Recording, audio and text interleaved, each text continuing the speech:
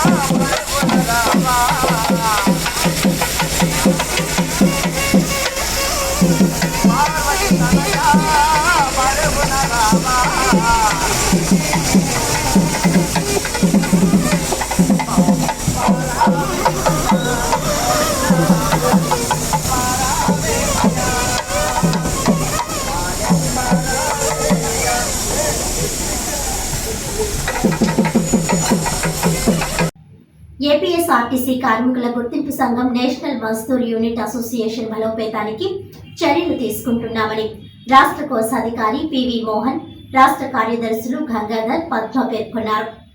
ఈ సందర్భంగా వారు మాట్లాడుతూ ఎన్ఎంయుఏ సంఘటిత పోరాటాల ఫలితంగా ఆర్టీసీ కార్మికులకు బకాయిలలో 25% చెల్లింపులు చేయాలని ఆర్టీసీ ఎండీ ఆదేశించారని యూనియన్ తరపున కృతజ్ఞతలు తెలియజేశారు.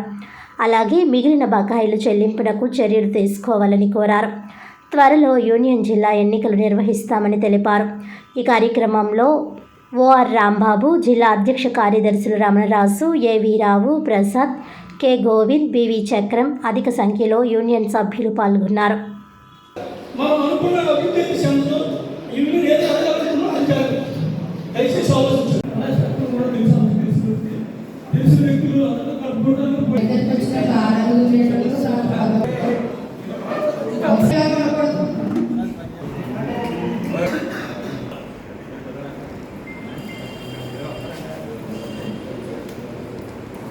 ఏదైతే ఏపీఎస్ఆర్టీసీ ఏపీపీటీడీగా మార్పు చెందిన తర్వాత రాష్ట్ర వ్యాప్తంగా ఉన్నటువంటి ట్రేడ్ యూనియన్లో సంఘాలుగా మార్పు చెందడం, సంఘాల్లో భాగంగా ప్రతి 2 సంవత్సరాలకు ఒకసారి మహాసభలు నిర్వహించి ఆ మహాసభల్లోని ఆ అధ్యక్ష కార్యదర్శులు ఎన్నుకునే భాగంగా రాష్ట్రంలో ఉన్న అన్ని డిపోల్లో కూడా ఈ కార్యక్రమం మా రాష్ట్ర కమిటీ నిర్వహించడంలో భాగంగా ఈరోజు ఈ కాకినాడ డిపో మహాసభ నిర్వహించడం జరుగుతుంది. ఈ మహాసభ ఉద్దేశం ఇక్కడ ఈ డిపోలో పనిచేస్తున్నటువంటి ఉద్యోగులు ఎవరైతే ఉన్నారో వాళ్ళకి అధ్యక్షుడు మరియు కార్యదర్శిని నియమించి ఓ కమిటీ నియమించి వాళ్ళ ద్వారా ఇటు ప్రభుత్వంలో సమస్యలు కానీ అదేవిధంగా ఇక్కడ డిపోలో ఉన్న సమస్యలు కానీ పై అధికారులకు తెలియపరిచి ఆ ఉద్యోగులకు ఎవరికి ఎటువంటి సమస్య రాకుండా పరిష్కరించడానికి ఈ కమిటీ సారిశక్తుల పనిచేయడానికి కావాల్సిన కమిటీని తయారు చేయడానికి నన్ను రాష్ట్ర కమిటీ తరఫున రాష్ట్ర కమిటీ వారు ఇక్కడికి నన్ను పర్యవేక్షకుడిగా నియమించడం జరిగింది.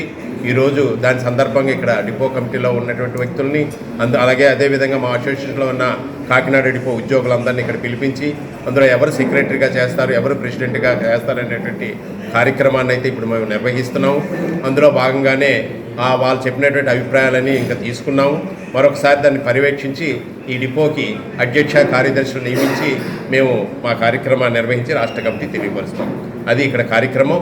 ఈ ఎవరైతే నూతనంగా ఎన్నుకోబడినటువంటి అధ్యక్ష కార్యదర్శులు రేపటి నుంచి ఇక్కడ కార్మికుల తాలూకా ఉద్యోగుల తాలూకా సమస్యలన్నింటినీ యాజమాన్యం ముందు తీసుకెళ్ళడం, అదేవిధంగా వాళ్ళ ద్వారా పరిష్కారం కానిటువంటివి పై కమిటీలుగా మాకు తెలియపరిచి మేము పై స్థాయి కమిటీల దగ్గర వాటిని డిస్కషన్ చేసి ఏదైతే ఉద్యోగులు ఉన్నారో వాళ్ళ సమస్యలని పరిష్కరించడానికి ఇవాళ నియమించబడేటువంటి కమిటీ శాయశక్తిలా కృషి చేస్తుందని దానికి రాష్ట్ర కమిటీ పూర్తి మద్దతు తెలియజేస్తుందని తెలియపరుస్తున్నాను. నేను రాష్ట్ర కోశాధికారిని. నా పేరు టీవీవి మోహన్. నేను రాష్ట్ర కోశాధికారిగా విధులు నిర్వహిస్తున్నాను. నా పేరు శ్రీనివాసరాజు, రాష్ట్ర ఉపాధ్యక్షుడు నేషనల్ మజ్దూర్ అసోసియేషన్. ఏదైతే ఈ మధ్యకాలంలో ఏపీఎస్ఆర్టీసీ నేషనల్ మజ్దూర్గా 2016-17 పేరియస్ బకాయిలు ఏవైతే ఉన్నాయో దాంట్నే మిగిలిపోయిన అందరికీ ఒకేసారి 50% ఏదైతే పెండింగ్ ఉందో దాన్ని ఇమ్మని రాష్ట్ర నాయకత్వం అనేక దఫాలుగా ఎండీ గారికి కోరిన మేరకు నిన్న ఎండీ గారు 60 కోట్లు మాత్రమే ఉన్నాయి కాబట్టి 25% 2017 బకాయిల్ని ఇవ్వడానికి అంగీకరించినందుకు రాష్ట్ర కమిటీ తరఫున ఈవీసీఎన్ ఎండీ గారికి ఈ సందర్భంగా మేము కృతజ్ఞతలు తెలియజేస్తూ ఉన్నాం. అలాగే ఉన్న 25% కూడా త్వరలోనే ఉద్యోగాలను చెల్లించే విధంగా కూడా చర్యలు తీసుకోవాలని చెప్పి ఈ సందర్భంగా కోరుతూ ఉన్నాం. ముఖ్యంగా ఏదైతే ఈ జిల్లాకు సంబంధించి ఈ డిపోకు సంబంధించి నూతన కమిటీ ఎన్నుకున్న తర్వాత గతంలో మా కమిటీగా అనేక సార్లు ప్రభుత్వంతో కానీ వీళ్ళతో కానీ చర్చలు జరిపిన మీదట కొన్ని గైడ్లైన్స్ రాష్ట్ర అధికారులు ఇవ్వడం జరిగింది.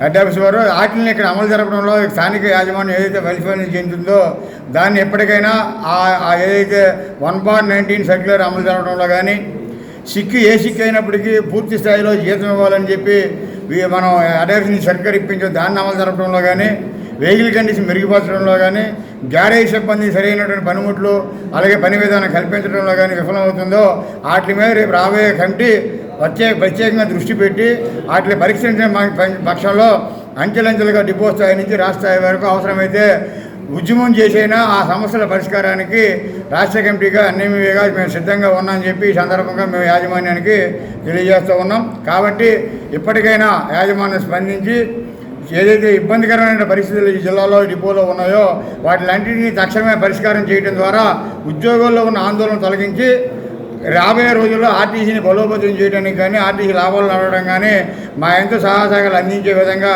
యాజమాన్యం చర్యలు తీసుకొని సందర్భంగా కోరుతున్నాం. స్కూల్ కంటింజెంట్ వర్కర్స్ సమస్యలు పరిష్కరించాలని డిమాండ్ చేస్తూ సిఐటియు ఆధ్వర్యంలో జిల్లా విద్యాశాఖ కార్యాలయం వద్ద ధర్నా నిర్వహించారు.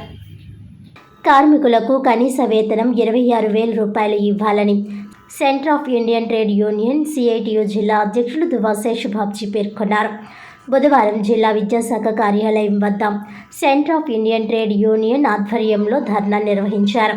ఈ సందర్భంగా ఆయన మాట్లాడుతూ ప్రతి నెల 5వ తేదీలోపు జీతాలు వారి అకౌంట్లో జమ చేయాలని, రాజకీయ వేధింపులు ఆపాలని అన్నారు. యూనిఫామ్స్, గుర్తింపు కార్డులు ఇవ్వాలని డిమాండ్ చేశారు. ప్రభుత్వ సెలవులు, క్యాజువల్ సెలవులు, ప్రసూతి సెలవులు, మెడికల్ లీవులు ఇవ్వాలని కోరారు. అక్రమంగా తొలగించిన వారిని వెంటనే విధుల్లోకి తీసుకోవాలని డిమాండ్ చేశారు. ఈ కార్యక్రమంలో చక్కల్ రాజ్ కుమార్ తదితరులు పాల్గొన్నారు.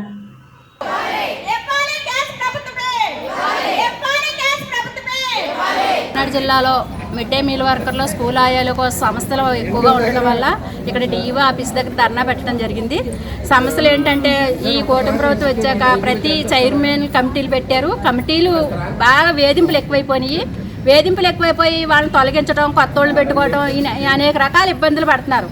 మిడ్ డే మీల్ వర్కర్లు చాలా ఇబ్బందులు గురిచేస్తున్నారు. అందుచేత తీసేసిన కాడ మళ్ళీ విధుల్లోకి తీసుకోవాలని కొత్త వాళ్ళు వేస్తున్నారు. కొత్త వాళ్ళు 2 రోజులు చేసి తప్పుకుంటే మళ్ళీ ఇంకొకళ్ళు మారుతున్నారు తప్ప ఈ పాత వాళ్ళు చేసి వాళ్ళు 23 సంవత్సరాల నుంచి చేస్తున్నారు. వీళ్ళ వంటలో చేసి వాళ్ళని ఈ ప్రభుత్వం గుర్తించలేదు. గుర్తించకుండా నానా ఇబ్బందులు గురి చేస్తున్నారని వీళ్ళకి ఏ చైర్మన్లు ఏమైతే ఉన్నాయో కమిటీ ఏవైతే పెట్టారో కమిటీని ముఖ్యంగా రద్దు చేస్తారని, అలాగే వీళ్ళ ఏ డిమాండ్లు అయితే ఉన్నాయో ఆ డిమాండ్లు వెంటనే పరిష్కరించాలని మేము ఈ డిమాండ్ల మీద ధర్నా చేయడం జరుగుతుంది. జీతాలు కూడా సక్రమంగా పడట్లేదు. నెలకి 3 నెలలకి 4 నెలలకి జీతాలు వేస్తున్నారు. 3,000 జీతం ఇస్తున్నామని చెప్పారే తప్ప ఇప్పుడు అందరూ కూడా వర్కర్లు బాధపడేది ఏంటంటే 2,000 జీతమే మా అకౌంట్లో పడుతున్నాయండి అంటున్నారు. బిల్లులు ఎత్తే జీతాలు వేయట్లేదు, జీతాలు ఎత్తే బిల్లులు వేయట్లేదు. ఏం తిని బతుకుతారండి వర్కర్లు? ఈ పని మీదే చేసేవాళ్ళు. అంచేత జీతాలు సక్రమంగా వేయాలి. వాళ్ళకి వేధింపులు అంటే ఈ కమిటీలు రద్దు చేయాలి, వేధింపులు లేకుండా చేయాలి. వాళ్ళ డిమాండ్లు తక్షణమే పరిష్కరించకపోతే మట్టికి వెంటనే మేము సమ్మెలోకి దిగాం. రాష్ట్ర వ్యాప్త డిమాండ్లు అలాగే స్థానిక సంస్థలు ఈ రెండింటి మీద అధికారులు కలిసాం, ధర్నా చేస్తున్నాం. కిందకు వచ్చారు డిఈఓ గారు. కొన్ని రాష్ట్ర వ్యాప్త డిమాండ్లు ఉన్నాయి. ఉదాహరణకి కనీస వేతనం 26,000 రూపాయలు ఇవ్వాలి. అది రాష్ట్ర ప్రభుత్వానికి పంపిస్తారు. అయితే ఎక్కువ భాగం ఇక్కడ స్థానిక సంస్థలు ఉన్నాయి. ఇటీవల అధికార పార్టీగా తెలుగుదేశం, జనసేన వచ్చిన తర్వాత ఎక్కడికక్కడ విద్యా కమిటీలు వేసారు. ఆ విద్యా కమిటీలు ఏమైనా విద్యకు సంబంధించిన విషయాలు చూడాలి తప్పితే మిడ్ డే మీల్ వర్కర్లని, నైట్ వాచ్మెన్ని ఇలాంటి వాళ్ళని ఏంటంటే తీసేసేసి వాళ్ళ పార్టీకి చెందినటువంటి వాళ్ళు వేసుకుంటున్నారు. ఇది అన్యాయం. ఇది ఒక రాజకీయ పార్టీ అధికారంలోకి ఎందుకు వచ్చింది? ప్రజలకు సేవ చేయడం కోసం వచ్చిందా, లేకపోతే ఉన్న వాళ్ళని తీసేసేసి వాళ్ళ పార్టీ వాళ్ళని పెట్టుకోవడం కోసం వచ్చిందా? ముందు అది తేల్చుకోవాలి వాళ్ళు. మేము ఇవన్నీ కూడా ఏంటంటే ఆయన దృష్టికి తీసుకుని వెళ్ళాం. అలాగే కొన్ని చోట్ల 3,000 రూపాయలు ఇచ్చే వేతనం కూడా నెలల తరబడి బకాయి ఉంది. కొన్ని చోట్ల 3,000కు బదులు 1,500 ఇస్తున్నారు. ఇవన్నీ కూడా డిఈఓ గారి దృష్టికి తీసుకుని వెళ్ళాం. ఆయన చెప్పింది ఏంటంటే నేను వీటన్నిటిని పరిష్కారం చేస్తాను అని చెప్పారు. ఇప్పుడు మా వాళ్ళు చెప్పేది ఏంటంటే ఇలాంటి వాగ్దానాలు ఆయన చాలాసార్లు ఇచ్చారు అని చెప్తున్నారు. మరి ఫైనల్గా ఒక 1 రోజులు చూస్తాం. పరిష్కారం చేయకపోతే ఇదే ప్రెమిసెస్లో ఏఎస్ఐ గారి సమక్షంలో చెప్తున్నాను నేను. కరోనా ఇంటెలిజెన్స్ ఆయన ఉన్నాడు ఎక్కడో, ఆయన కూడా వినబడేటట్టు చెప్తున్నాను. ఇదే ప్రెమిసెస్లో ఆమరణ నిరాహార దీక్ష చేస్తాము. మీరు అవసరం అనుకుంటే కలెక్టర్ గారికో ఎస్పీ గారికో చెప్పుకోండి. నేను చెప్పదలుచుకుంది ఏంటంటే వీక్ డేస్ పరిష్కారం చేయకపోతే ఇక్కడే ఆమరణ నిరాహార దీక్ష చేస్తాం. దృష్టిలో పెట్టుకోండి.